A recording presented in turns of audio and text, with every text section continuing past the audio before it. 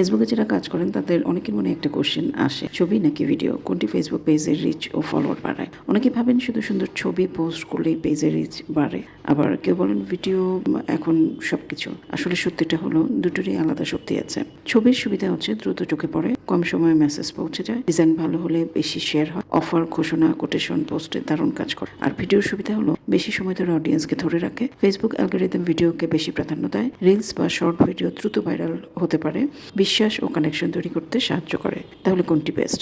যদি দ্রুত এনগেজমেন্ট চান, ছবি। যদি দীর্ঘমেয়াদী রিচ প্লাস ফলোয়ার চান, তাহলে ভিডিও।